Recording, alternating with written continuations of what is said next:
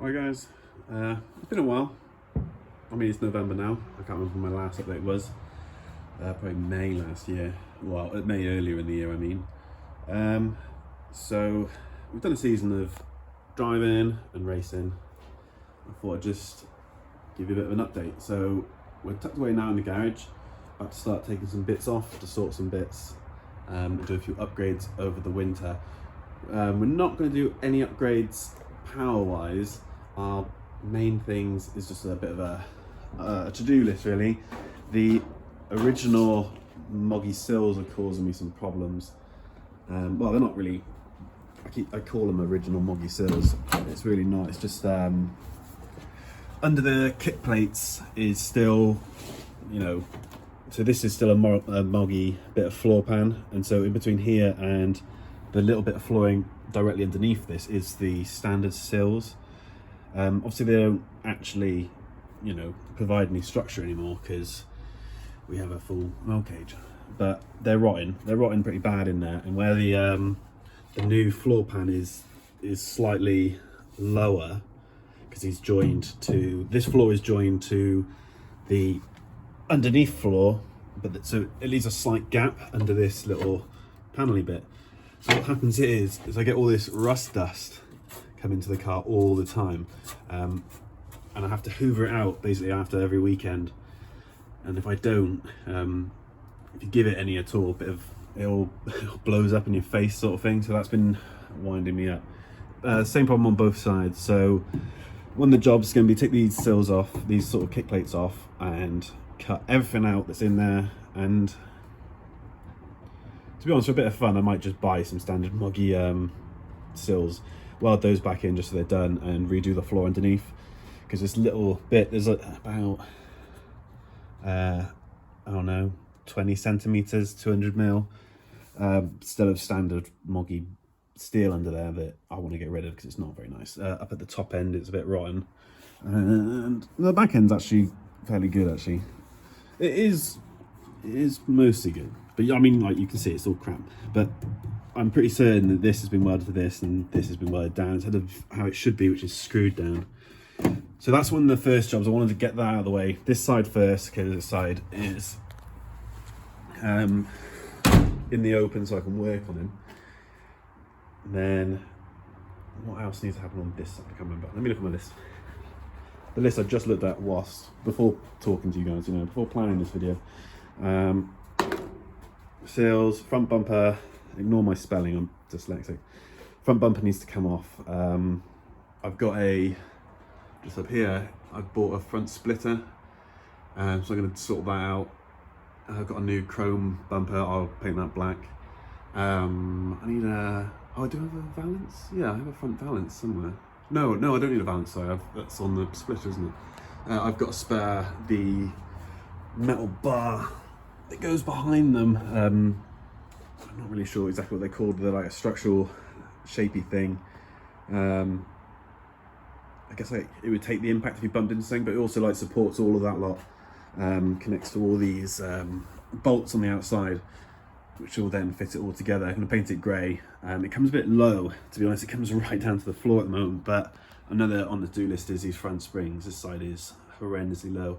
Anyone who sees this car driving has always commented it looks a bit bonky on the road, especially when I sit my big bum in it as well. That really leans it over this side a bit, but a lot of the problem is the front end it's quite heavy, really. Despite the fact that if you put on the corner weights, it doesn't seem, it doesn't seem to. I think it's the way the back end's set up. To get the ride high one, we're pushing quite a bit to the front. If that makes sense. When it's up on the air, you kind of see it. So the front wants probably another 200, maybe another £100, I think, on them. Another £100 springs on them, just to lift that up a bit more. I might put 150, try and get a bit of excess on there, so then you have, what's the word? It's cold out here, so it's making me struggle to think. You want a bit of free bounce in it, a bit of preload, yeah. So you got something to unload when you launch, so the front can lift up to put a bit more weight on the back. It's like potential energy, isn't it? Whatever. Need to do a tow point on the front. I have bought a towing eye. It's somewhere in the house because I don't like running a strap underneath the car and winching on that way. Plus, with that splitter, I want an actual hole in it so I can use the towing eye. I'm going to fit the whole front bumper, so I'm going to have two. I have this one obviously for like road use and the other one for racing.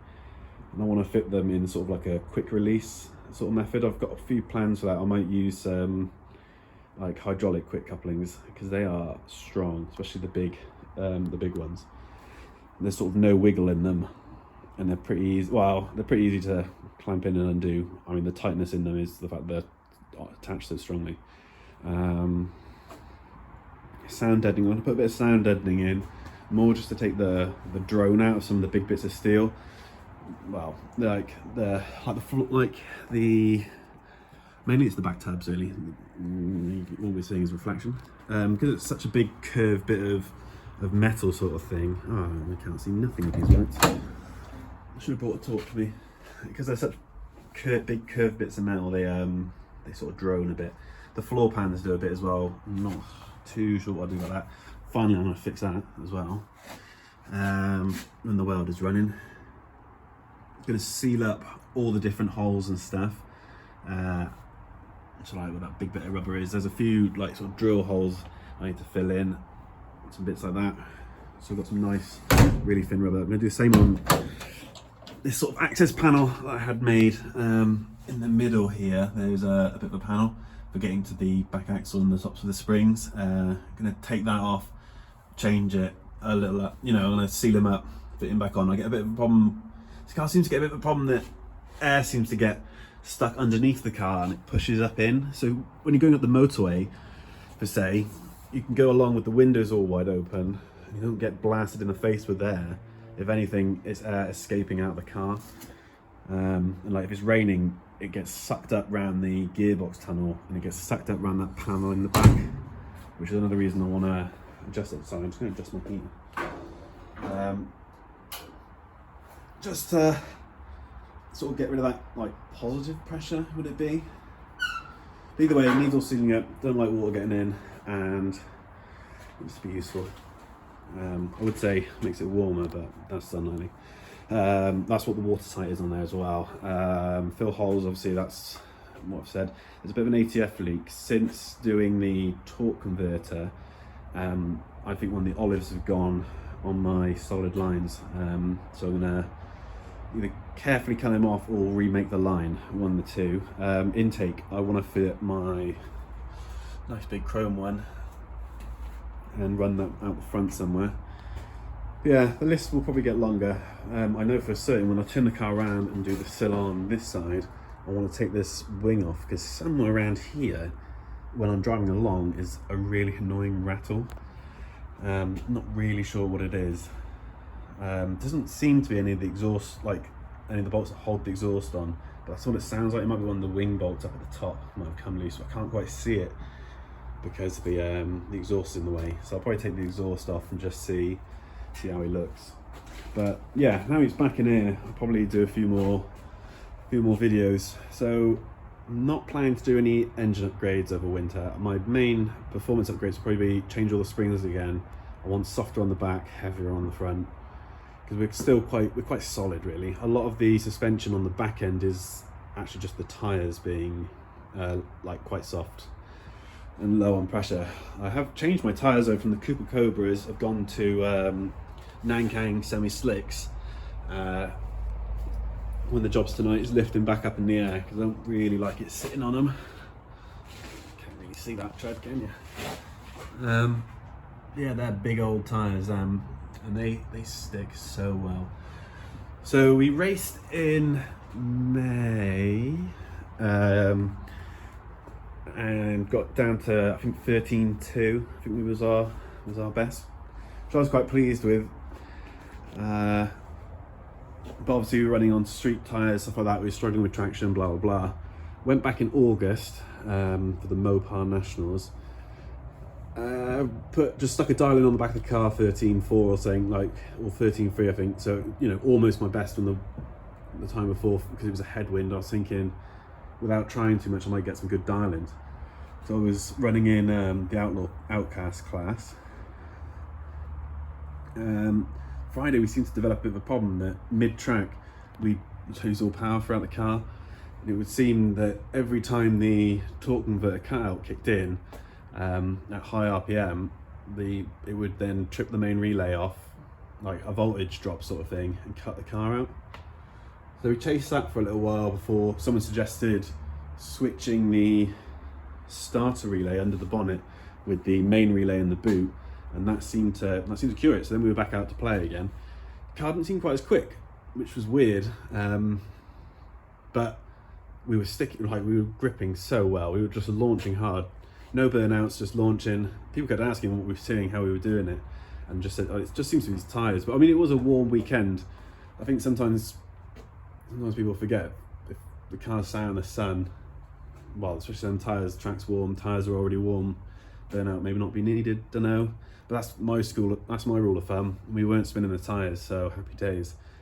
But yeah, noticed the car wasn't quite running any quicker, and then noticed afterwards the distributor has shifted around quite a bit, so it's obviously vibrating and is loose, and we weren't running quite at the right timing, which is probably also why I was struggling to start, which is probably also draining the battery, which encouraged this voltage drop to happen.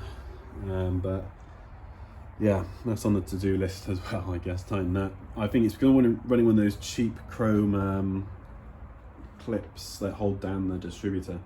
So we'll get that sorted. Yeah, see what we get this coming year. I think aiming for probably 3 events this year. Probably Nostalgia, maybe Dragstalgia, definitely Mopars, and don't know about Hot Rod Drags yet, as I'd probably quite like to be in Greece at that time again. But we'll see. Oh, but Mopars, so another big thing here, I stopped chasing my time as well on like sort of midday Saturday after realising it wasn't running quite as quick, and thought I'd stick to just trying to do the dial-in, because I realised I had 2 passes by that point that were really on it, were sort of like only scoring me like 4 or 5 points. So I thought, oh, I'll just stick with it, see if we can get any closer. Got another one really close as well, and ended up winning the class. So that was pretty awesome. So the car won its first trophy, which was awesome. Sort of a win trophy, if you know what I mean. So yeah, that kind of stopped me really trying, because then I was just trying to eke out those runs to be identical instead of just mashing it and hoping for the best. But I'm trying to think of anything else I want to change. Not really much, really. I'm quite happy with it. Might take the seats out, give them a proper clean. The seat could do coming out. I need to obviously take the gearbox tunnel up to fix the leak on the box, and I want to seal up around it. But otherwise, yeah, it's been pretty good all year. Quite enjoyed it. Been looking at cylinder heads, which maybe mid next year. My big thing is I want to buy my house next year, so that's probably gonna put a bit of a dampener on everything. But I would like cylinder heads. So if anyone knows of any small block Chevy cylinder heads, do let me know. But otherwise, yeah, trying to find the biggest ones I can possibly fit on a 400 from over in the States. Drilling the steam holes is no problem. We've got a mill at work. But yeah, cool. I just thought I'd do a bit of an update. I'm going to try and go back to doing monthly updates, because I've been a bit lazy really. Summer's been busy, as you can all imagine, dodging the rain. But yeah, thank you. Take it easy.